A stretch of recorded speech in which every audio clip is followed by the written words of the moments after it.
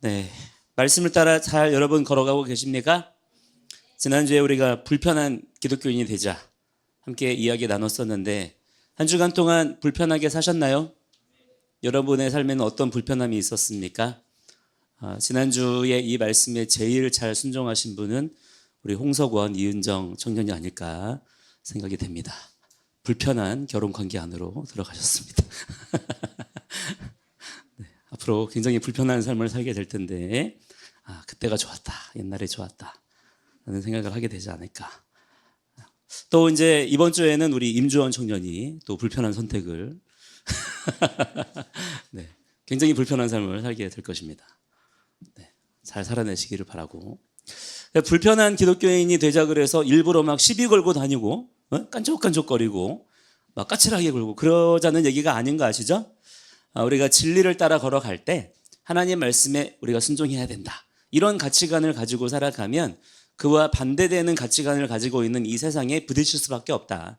그러니까 세상이 그런 진리의 사람들을 대할 때에는 불편함을 느낄 수밖에 없는 거예요.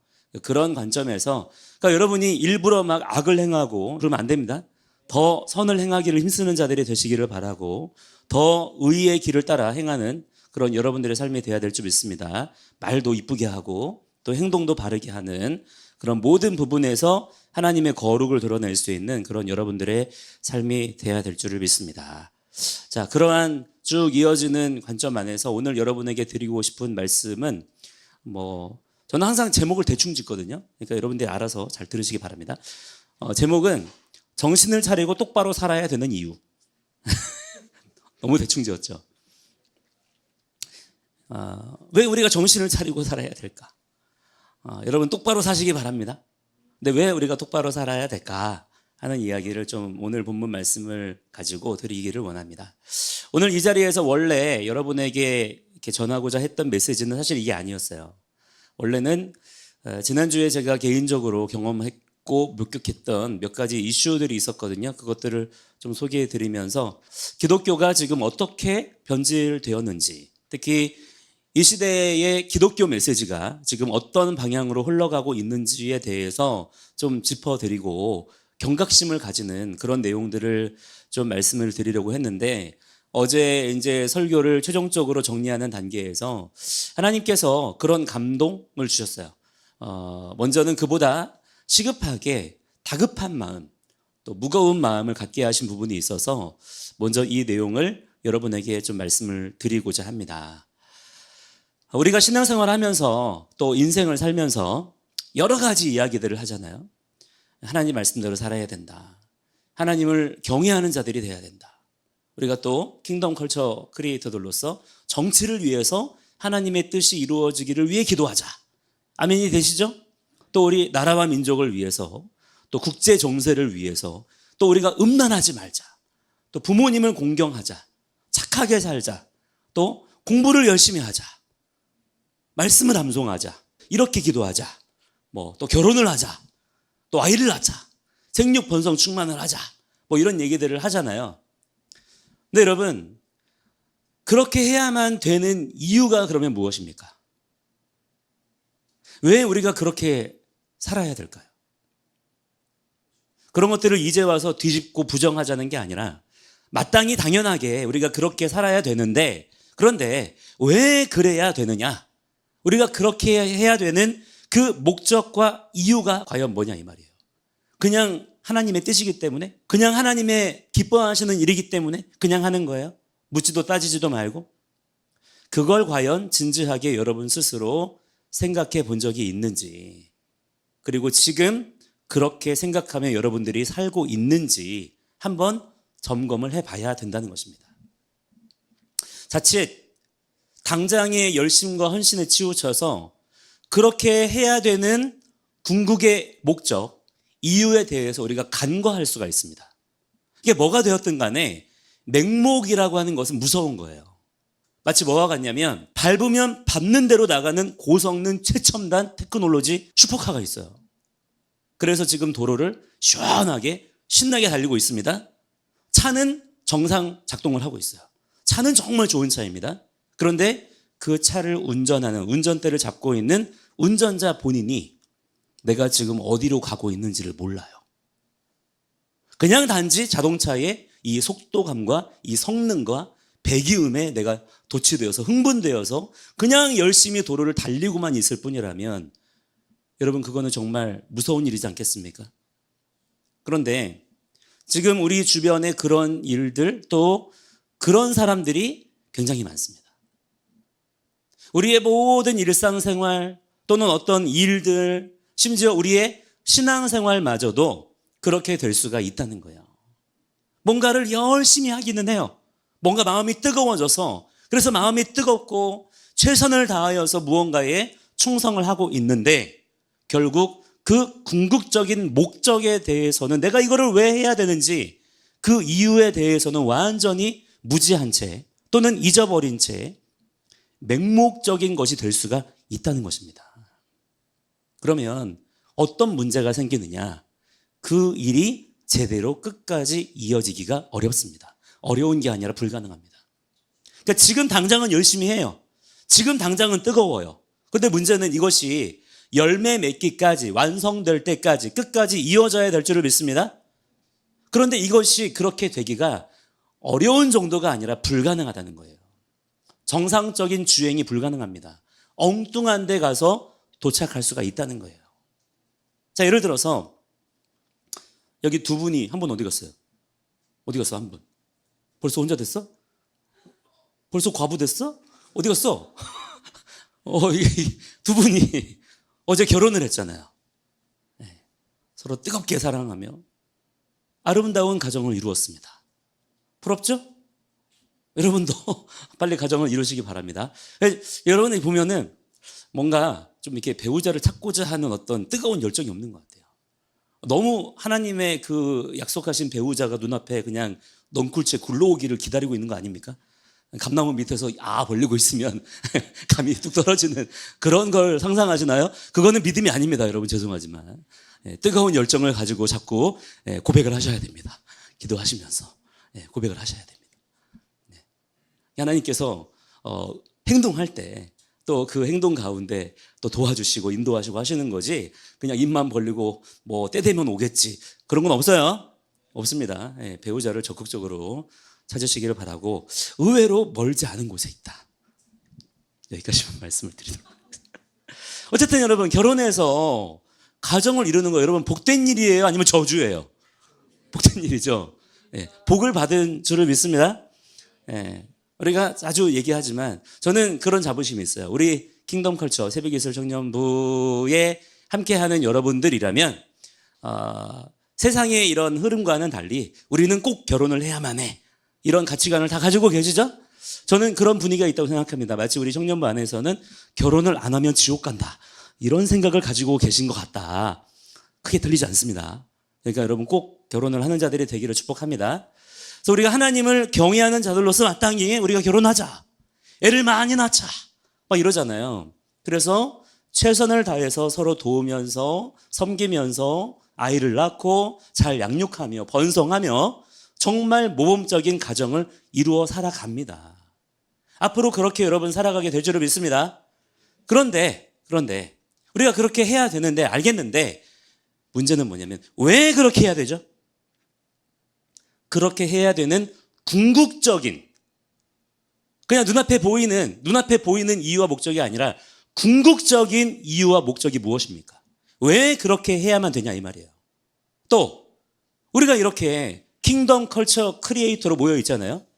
킹덤 컬처를 외치면서 킹덤 컬처 크리에이터로서의 정체성을 가지고 기독교 복음과 교회 그리고 성도의 삶에 대해서 이 시대에 여러 가지 왜곡되고 변질된 것들을 바로잡아 가야 된다라고 이야기를 하면서 그것들을 위해서 함께 고민하고 함께 기도해요 우리가. 맞죠? 제가 여러분에게 그걸 가르칩니다. 그리고 여러분은 힘써 배웁니다. 기독교 신앙을 바로 세우자고 얘기하고 하나님께 간절히 그것을 위해 기도합니다. 그런데 왜 그렇게 돼야 됩니까? 왜 그래야 되는가? 그 궁극적인 이유가 뭐예요? 뿐만 아니라 우리가 나라와 민족을 위해서도 기도합니다. 정치적인 여러 가지 상황들을 위해서 지도자들을 위해서 기도하고 악법들을 철폐시켜 달라고 기도하고 경제를 위해서 그리고 교육을 위해서 국제 정세와 미국 대선을 위해서도 기도합니다. 이런 주제들을 가지고 컨퍼런스도 열어요. 집회도 하고요. 특별 기도회도 하고 막 그래요. 그런데 그 궁극적인 목적이 뭐냐 이 말이에요. 왜 그렇게 해야 되느냐 이 말이에요. 왜 그럴까요? 최후의 심판이 있기 때문인 것입니다. 이 사실을 여러분들이 분명히 반드시 기억하는 자들이 되어야 된다고 하는 거예요. 유일하신 창조주 하나님은요, 곧 무슨 말입니까? 유일하신 심판주 하나님이시라는 말과 똑같은 거예요. 이것을 여러분들이 신앙인으로서 분명히 믿고 기억하며 사시기를 바랍니다. 우리 기독교인들은 이 사실을 절대로 잊으면 안 되는 거예요. 이 사실을 잊은 채로 지금 당장의 나의 선, 나의 의라고 하는 가치에 함몰되어서 그냥 열심히 무언가를 하고 있을 뿐이라면 세상의 결과와 같은 방향으로 가기가 매우 쉬울 수 있다는 것입니다. 우리 안에는 선이 없어요. 우리의 열정만으로는 아무런 의도 이룰 수가 없는 것입니다. 하나님의 심판이 있다. 할렐루야. 하나님께서는 하나님의 최후 심판을 통해서 하나님의 뜻을 세우실 거거든요. 여기에다가 우리의 신앙의 표대를 두어야 된다고 하는 거예요. 모든 일들을 그렇게 해야 됩니다. 하나님께서 마침내 모든 사람을 모든 일들에 대해서 심판하신다. 최후의 심판이 있다. 이것이 기독교 신앙인 것입니다. 여기에서 벗어나면 안 되는 거예요. 인본주의자들과 신본주의자들이 있죠. 달리 말하면 세상에 속한 자들과 하나님의 백성들 간의 사이에 근본적인 인식의 차이가 바로 여기에서 일어납니다. 물론 진화론이냐 창조론이냐 하는 인류와 만물의 기원에 대해서도 분명한 인식의 차이가 있죠. 거기에서 모든 갈등과 분열의 또한 신앙의 차이에 모든 것들이 시작이 되지만 그러나 결국 그 차이가 가진 의미가 무엇이냐. 하나님의 최후의 심판을 믿느냐 안 믿느냐로 귀결이 되는 거예요. 만약에 내가 진화론을 믿는 사람이다. 즉 어떤 사람이에요? 무신론자다. 하나님이 난 없다고 생각한다. 자, 이런 사람이라면 그 사람은 하나님의 존재 자체를 인정하지 않는 거예요. 하나님의 창조 자체를 전면 부인하는 자들이기 때문에 당연히 하나님의 최후 심판이 있어요 없어요? 그들에게는 없다라고 생각하면서 하는 거예요. 하나님의 최후 심판에 대해서 전혀 생각하지 않고 그냥 열심히 사는 거죠. 그렇지 않겠습니까? 모든 것들이 자연 발생적으로 우연히 알아서 저절로 생겨났다고 생각하는데 누가 무슨 권리로 무슨 기준으로 자기들을 심판을 하겠어요. 그러나 나는 하나님의 창조를 믿는다. 하나님만이 창조주이시다. 할렐루야. 그렇다면 그 사람은 어떻게 살까요? 당연히 하나님의 최후 심판을 기준과 표대로 세워두고 살아가게 되는 거예요. 왜 그렇습니까? 나는 그냥 생겨난 존재가 아닌 거예요. 나라고 하는 존재, 그리고 이 온 세상은 우연히 자기 스스로 자연 발생적으로 생겨난 게 아니라 완전한 지정의를 가지고 계시는 하나님께서 창조하신 피조물이기 때문에 할렐루야, 반드시 살아계신 하나님의 그 뜻과 기준대로 모든 것들이 판단받아야만 되는 것입니다. 그래야만 피조물의 존재 의미와 목적이 있는 것이기 때문이죠. 이해가 되십니까, 여러분? 이것이 이해가 되셔야 됩니다. 그래야 우리가 진리를 따르는 삶을 살 수가 있는 거예요. 왜 우리 믿는 성도들이 지금의 이 불신으로 가득한 어둠의 세상 가운데 복음을 전하고 만물에 대한 하나님의 뜻과 기준을 부지런히 제시를 해야 되고 가르쳐서 지키게 해야 됩니까? 이 또한 마찬가지입니다. 만물을 지으신 창조주 하나님의 뭐가 있기 때문이에요? 최후 심판이 있기 때문인 것입니다. 그때가 속히 곧 오게 될 것입니다. 기다리며 사시기를 바랍니다. 준비하며 사시기를 바랍니다. 이 사실을 그리스도의 은혜와 진리 안에서 분명히 먼저 깨닫고 살아가는 자들이 바로 우리 믿는 자들이기 때문에 이에 대한 책임감과 사명감을 가지고 세상 가운데 부지런히 그러한 얘기들을 해줘야 된다고 하는 거예요. 자, 일단 여러분, 심판 그러면 어떤 느낌이 드십니까, 여러분들은? 심판 그러면 막 기분이 좋으세요? 와, 신난다. 심판이다. 아, 너무 좋겠다. 너무 기대된다. 막 그러십니까? 기본적으로 심판하면 느낌이 어떻습니까? 무겁죠? 두렵습니다. 기본적으로 심판은 두려운 것입니다. 물론 심판이라고 하는 그 자체는 부정적인 의미가 아니에요. 말 그대로 옳고 그름을 판단을 하는 거죠. 그 자체만으로는 가치 중립적인 하나님의 주권적인 행동이에요. 그러나 문제가 뭐냐? 그 심판을 받아야 되는 우리 자신의, 그리고 이 온 세상의 기본 세팅값이 지금 어떻게 되어 있습니까? 우리는 뼛속까지 죄인이에요. 인정이 되십니까, 여러분? 우리의 모든 조직과 세포와 혈액과 DNA와 생각과 감정까지 전부 다 우리는 죄인인 거예요. 그 증거를 여러분 똑똑히 보고 계시죠? 날마다 거울을 볼 때 늙어가고 있는 나 자신이 보이나요? 날마다 그 말은 무엇입니까? 내가 늙어가고 있다. 나이가 들어가고 있다는 것은 죽어가고 있다는 거예요. 그게 우리의 실체입니다. 그게 우리의 현재 본질이에요. 죽어가는 존재들, 썩어질 존재들인 것입니다. 그런 우리가 하나님의 심판을 받게 되는 거예요. 그런데 여러분, 이와 반대로 그러한 우리를 심판하시는 하나님은 어떤 분이시죠? 그분은 완전하신 분이시고, 할렐루야, 거룩하신 분이십니다. 그분은 어둠이 조금도 없으신 분이시고요, 회전하는 그림자도 없으신 빛 그 자체이신 분이세요.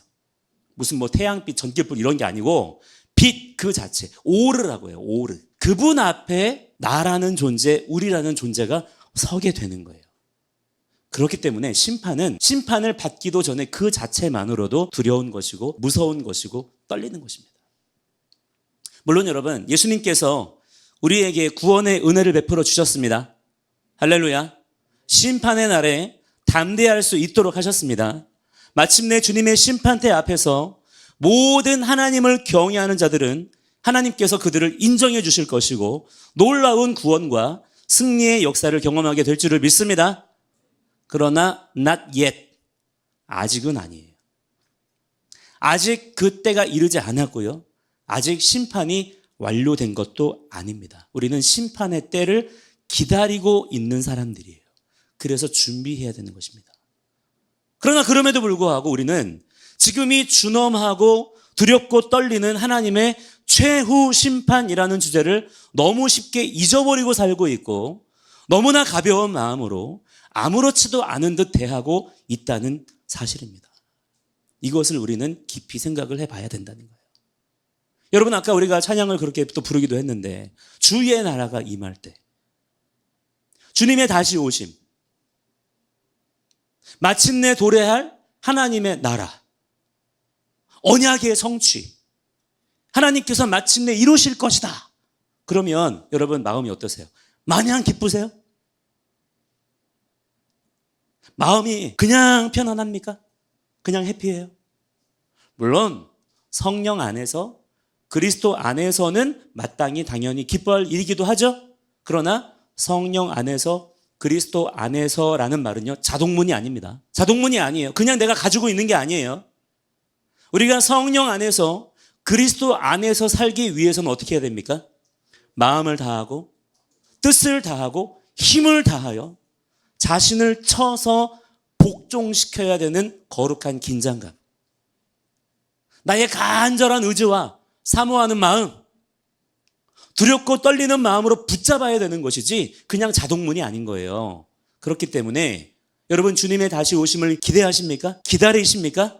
그렇다면 그렇게 주님의 다시 오심을 믿고 기다리는 자들의 마음의 디폴트 값은 두렵고 떨림인 거예요. 우리는 주님 앞에 두렵고 떨림의 감정을 가지고 있는 자들이 되어야 될 줄을 믿습니다. 빌립보서 2장 12절에서 사도 바울이 이렇게 얘기해요. 그러므로 나의 사랑하는 자들아, 너희가 나 있을 때뿐 아니라 더욱 지금 다 없을 때에도 항상 복종하여 두렵고 떨림으로 너희 구원을 이루라. 자동문이 아니라는 거예요. 구원은 이루는 것이지 그냥 내가 받아가지고 누리는 게 아니라는 것입니다.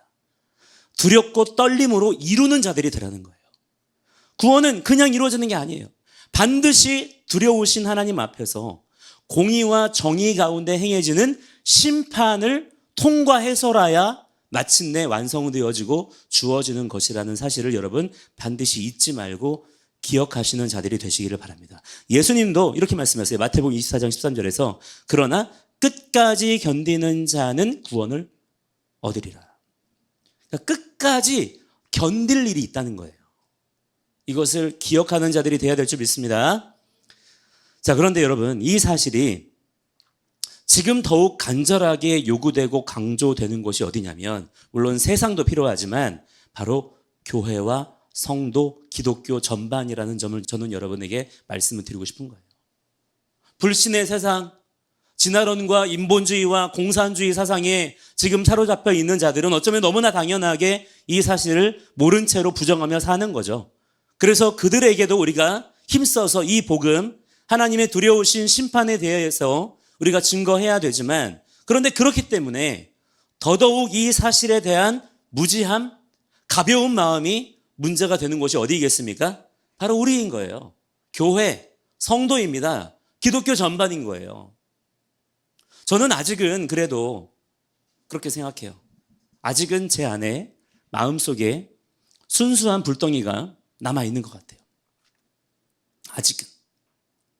물론 저도 완전한 사람은 아니고요. 여전히 실수도 많이 하고요. 여전히 연약함이 있고요. 여전히 정말 부족한 그런 사람입니다. 하지만 그래서 저는 그런 저 자신을 너무나 잘 알기 때문에 그건 있어요. 더 알고자 합니다. 그래서 더 공부하는 거예요, 여전히. 더 하나님의 뜻을 구해요. 하나님께서 진정으로 원하시는 뜻은 무엇일까? 하나님께서는 과연 어떤 일들을 이루시기 원하시는 것일까? 하나님은 어떤 분이신가? 나는 그렇다면 어떻게 살아야 되는 거지? 이런 것들을 지금도 계속해서 고민하고 생각합니다. 그 열정이 아직은 그래도 남아있어요. 그래서 제 연약함 때문에 때로는 비틀비틀 거리긴 합니다만 일단 걸어가고는 있습니다. 이 경로에서 이탈하지는 않고 있어요. 그런데 분명 말씀의 길은 여러분 한 길이죠. 원웨이잖아요. 한 길인데 정작 같이 가고 있다라고 하는데 다른 길로 걸어가는 분들이 지금 너무 많이 보이는 거예요. 자, 다시 말씀드립니다. 제가 잘났다 그러는 게 아니에요. 두렵건대 감히 제가 누군가를 판단하거나 정죄하진 않겠습니다. 그러나 제가 또한 분명한 것은 지금 말씀의 길을 진지하게 걸으려 하는 사람으로서, 걸어가고 있는 사람으로서 보이는 게 있단 말이에요. 들리는 게 있습니다. 그래서 너무 괴로워요. 보이는데, 들리는데 또 판단하거나 정죄하면 안 된다 그러니까 순간 정신줄 놓으면 금방 입에서 교만한 말들이 나오고 교만한 생각들이 막 올라오고 그러니까 이게 너무 힘든 거예요. 그렇지만 그게 단지 제 어떤 내적인 성찰이나 반성만으로 끝날 일은 아니라고 생각합니다. 제가 맡은 사명은 이러한 잘못된 것들에 대해서 계속해서 하나님께서 보게 하신단 말이죠. 그렇기 때문에 이런 것들에 대해서 책임감을 가지고 계속해서 바른 기준을 제시하고 의견을 내고 주장을 하고 또 중보하고, 그리고 여러분과 같은 다음 세대가 그 길을 똑같이 걸어가지 않도록, 답습하지 않도록 여러분에게 가르치고 지키게 하고, 이런 것들이라고 생각을 해요. 그렇기 때문에 더 이런 부분들에 대해서 하나님께서 보게 하시는 것들이 있고, 그래서 말씀하게 하시는 것들이 있습니다. 제가 아까 지난주에 있었던 어떤 일들을 통해서 여러분에게 말하고 싶었던 내용들이 따로 있었다 그랬잖아요. 자, 그 중에서 두 가지 사례만 오늘 여러분에게 말씀을 드릴게요. 오늘 주제와 연결이 되니까요. 지난주에 어떤 유명하다는 목사님의 설교를 듣게 되었어요. 부흥회를 많이 다니시는 분이래요. 너무 그분 말씀이 좋아가지고 어떤 지역에서는 연합집회에 2번이나 연속으로 그분을 초청을 했대요. 서울에 있는 어떤 교회의 목사님인데 소위 말해서 그곳에서 요즘에 핫한 교회, 뜬다라고 하는 교회 중에 한 곳이라고 누가 그렇게 얘기를 해주더라고요. 사람들이 모였는데 그분이 설교를 하실 때마다 아멘, 아멘, 할렐루야, 할렐루야, 박수를 치고 웃고 환호하고 막 따라하고 그러는 거예요. 그 현장에 제가 있었어요. 그런데 저는 함께 웃을 수가 없었어요. 함께 박수 칠 수가 없었어요. 따라하라는 말이 있었는데 차마 내 입으로 그 말을 못 따라하겠더라고요. 주제는 이런 것이었어요. 예수를 믿으면 행복해집니다. 우리를 행복하게 하시기 위해서 예수님이 죽으신 겁니다. 좋아요. 그렇게 우리가 표현을 할 수도 있죠. 마침내 주님께서 우리에게 주시려고 하는 것은 재앙이 아니고 미래와 평안이라고 하셨으니까 뭐 그렇게도 표현할 수 있겠죠. 그런데요, 그분이 하시는 얘기를 들어보니까 그분이 말하는 행복이라는 단어는 그런 게 아니었어요. 주님이 우리에게 주시고자 하는 말씀의 완성, 언약의 성취, 이런 버전이 아니었어요. 그냥 지금 우리의 기분 좋음, 그냥 우리의 지금의 편안함, 그냥 우리의 지금의 안락함이었어요. 그걸 위해서 예수님이 오신 겁니다. 그걸 위해서 예수님이 죽으신 겁니다. 너무 좋죠? 너무 해피하죠? 너무 기분 좋죠? 그래서 예수님을 믿어야 되는 겁니다. 박수! 저는 그 말에 한마디도 동의할 수가 없었어요. 도무지. 그러면서 주님이 우리를 행복하게 하셨으니까 일단 결론은 그렇게 정해져 있는 것이기 때문에, 그게 신앙의 결론이기 때문에 우리는 어떻게 해야 된다는 거예요? 그냥 마냥 웃으면서, 여러분 웃고 사세요. 웃고 사세요. 좋은 말 하면서, 이쁜 말 하면서 해피하게 긍정적으로 적극적인 사고방식을 가지고 그렇게 살면 됩니다. 행복합니다. 좋아집니다. 문제가 해결됩니다. 이런 식의 메시지. 그냥 솔직하게 여러분에게 그때 제가 느꼈던 제 심정을 그냥 말씀을 드릴게요. 역겨웠어요. 구역질이 났어요. 너무 짜증이 나고 불쾌하고 기분이 나빴어요. 어떤 날들, 특정 어떤 표현들은 도무지 듣기가 어려웠어요. 막 화가 치밀어 올랐어요. 여러분, 정확히 제가 말씀드리건데 그런 류의 메시지는 기독교가 아닙니다. 그건 복음이 아니에요.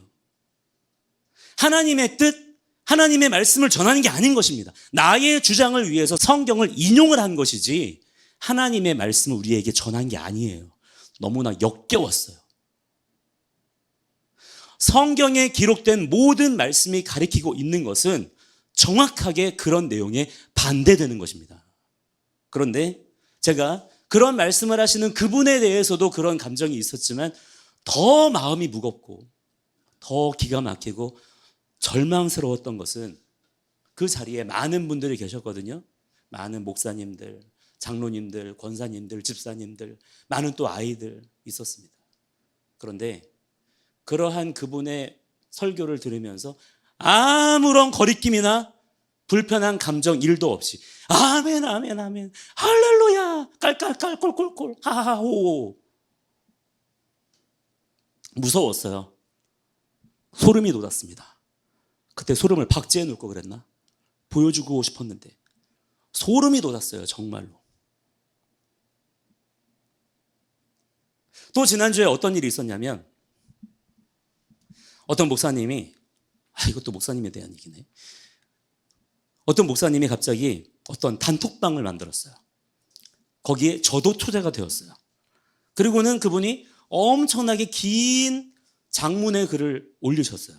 거의 한 20명 정도 됐나? 목사님들을 이렇게 초대한 거죠. 그런 곳이었는데 처음엔 죄송하다, 실례하다 뭐 이렇게 글을 이렇게 시작을 하는 거예요. 그런데 갑자기 한 문단이 끝나자마자 분위기가 싹 바뀌면서 자기보다 소위 말해서 후배, 자기보다 나이가 어린 혹은 그 학교의 동문의 어떤 학번이 자기보다 낮은 그 후배 목사님들을 막 나무라는 거예요. 이유는 뭐냐? 너희들 선배 대접 똑바로 해라. 내 밑으로 다 꿇어. 라는 것이었어요. 뭐 좋습니다. 선배 목사님들을 후배 목사님들이 존중하는 거 좋은 거예요? 안 좋은 거예요? 예의를 지켜야 돼요? 안 지켜야 돼요? 오케이. 이거는 뭐 사실 누구에게라도 목회자라면 마땅히 그렇게 해야죠. 목회자가 아니더라도 그건 누구나 그렇게 해야 되는 거죠. 네. 그런데 그분이 좀 더 나가시더라고. 어떤 글이 있냐면 앞으로 나한테 누구든지 한 번만 걸려라. 단단히 각오해야 될 것이다.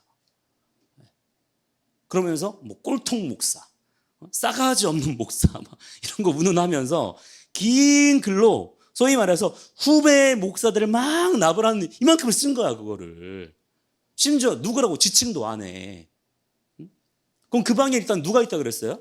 나도 있잖아요. 저는 도저히 그 글을 읽으면서 처음에 이해가 되지 않았어요. 이게 대체 무슨 글이지? 무슨 일이 있었나? 내가 왜 이 글을 읽어야 되는 거지? 왜 내가 기분이 나빠야 되는 거지? 난 그분과 인사 몇 번 나눴을 정도일 뿐이고 아무런 뭐 그동안에 그분과 불편한 일도 없었고 어려운 일도 없었어요. 과연 누가 어떤 분이 그분을 그렇게 기분 나쁘게 했는지는 제가 모르겠어요. 그런데 어쨌든 단체로 학교 동문이라는 이유로 거기에 초대가 되었는데 제가 그 글을 읽게 되었고 또 마침 공교롭게도 그분이 말씀하시는 자기보다 어린 후배 목사라는 범주에 제가 들어가요. 그러니까 기분이 어때요? 되게 막 찝찝하고 불쾌하잖아요. 그래서 내용이라도 제대로 파악해 보려고 몇 번을 더 읽어봤어요. 그래도 모르겠더라고. 대체 이분이 왜 그러는지. 그래서 제가 어떻게 했냐. 그 방에서 그냥 나와버렸어요. 카톡에 조용히 나가기라는 아주 좋은 기능이 있지만 저는 티나게 나오고 싶어서 다른 분들보다 가장 먼저 그냥 나가기를 눌러서 나와버렸어요. 그 뒤로 그 방에서 무슨 이야기가 오갔는지는 잘 모르겠습니다만 일단 저에게는 두 가지 마음이 있었어요. 첫째는 각오하라고 하니까 그래 뭐 어떻게 하나 보자. 궁금했어요. 둘째는 지난주에 말씀드렸던 것처럼 나는 불편한 기독교인이 되겠다라는 마음으로 옳지 않다라고 생각하는 부분에 대해서는 나는 불쾌합니다. 나는 동의하지 않습니다. 라는 의견을 어떻게 하면 가장 심플하게 정확하게 표현할 수 있을까 생각하다가 선택한 방법이 그냥 나가기. 조용히 나가기가 아니고 그냥 티나게 나가기를 선택을 한 겁니다. 자, 제가 여러분께 말씀드리고 싶은 건 이거예요. 그냥 제가 그렇게 그냥 뭐 좀 꼰조를 부렸다, 좀 기분이 나빴다 이게 아니고 대체 그게 뭐냐 이거예요. 목회자들이 너무 진짜 저열하잖아요. 요즘에 세상도 안 그러지 않아요? 많이 없어졌잖아요, 그런 거. 안 그렇습니까? 껄핏한 뭐 갑질이네, 인권 침해네, 뭐 꼰대네 막 이러니까 오히려 요즘에 할 말도 제대로 못하는 그런 분위기잖아요. 저도 그런 분위기는 마음에 안 들어요. 할 말은 해야 되고 꾸지람 들을 일 있으면 꾸지람 들어야죠. 그죠? 지적받아야 될 일은 지적받아야 그 사람이 성장을 합니다. 그런데 무슨 뭐 학교 동문 따지면서 선후배 따지면서 그것도 저 나이가 45이란 말이에요. 40대, 50대, 많으면 60대, 70대가 있는데 아무리 적어도 30대 중반인데 다 결혼하신 분들이고 가장이고 아버지 그런데 무슨 뭐 다 자기 밑에 꿇어 뭐 이게 무슨 말이에요 이게. 겨우 그런 얘기들로 목회자들이 그렇게 에너지를 낭비하고 시간을 들이고 한다는 게 단톡방을 만들어서 막 단지 기분이 나쁘고 그런 걸 떠나서 가장 적당한 표현이 그냥 저열하다라는 게 맞는 말인 것 같아요. 저열하다라는 말을 여러분 나중에 꼭 사전에서 찾아보시기 바랍니다. 제가 일부러 그 표현을 쓰는 이유가 있어요.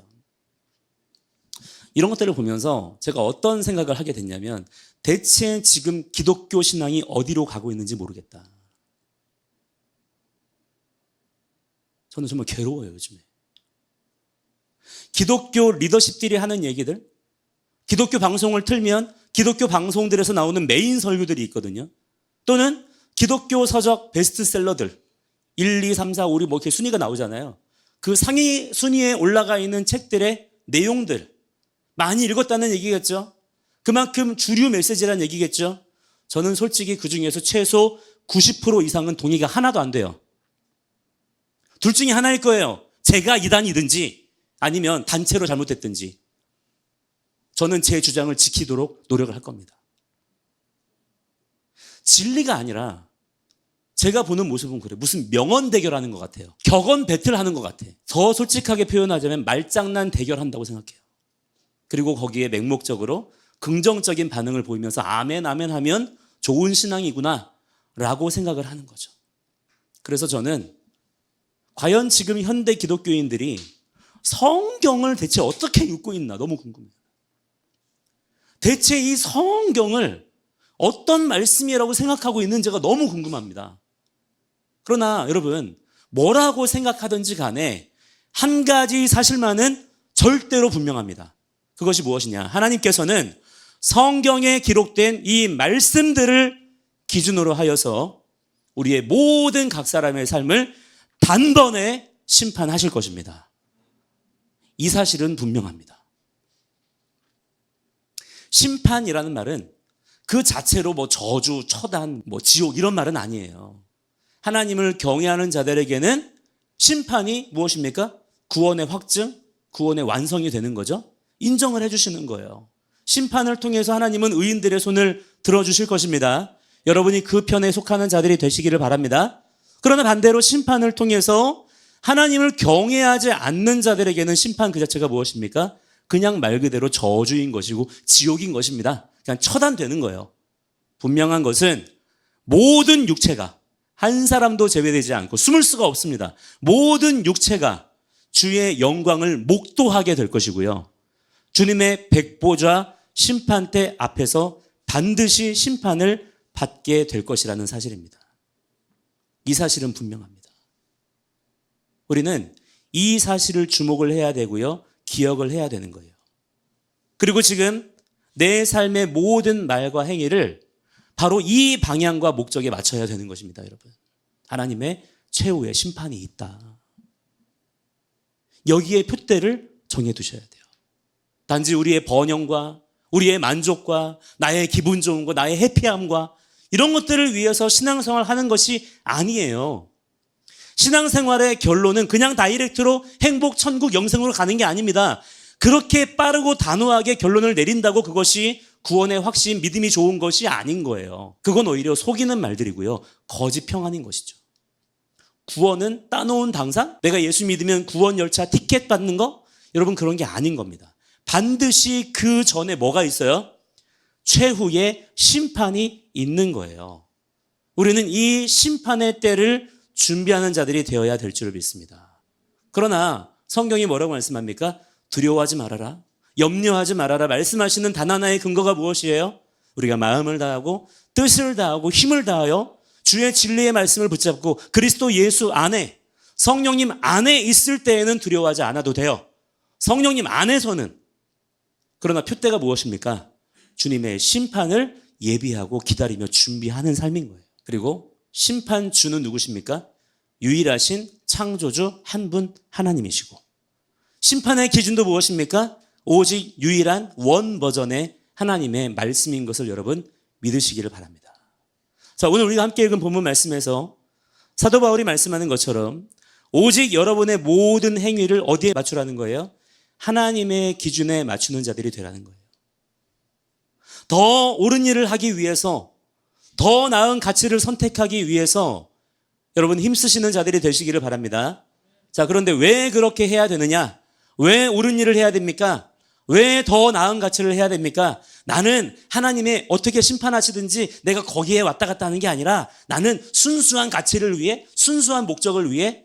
여러분 그건 교만한 말인 거예요. 우리는 스스로 하나님이 될 수 없는 존재들입니다. 우리는 하나님의 심판에 우리의 삶의 기준을 맞춰야 돼요. 그건 비겁한 게 아닙니다. 그건 비열한 게 아니에요. 우리가 반드시 그리스도의 심판대 앞에 나타나게 될 것을 믿으시기 바랍니다. 그래서 어떻게 말씀합니까? 각각 모든 사람이 하나님 앞에 단독자로 서게 되어서 선악간해라고 말씀하죠.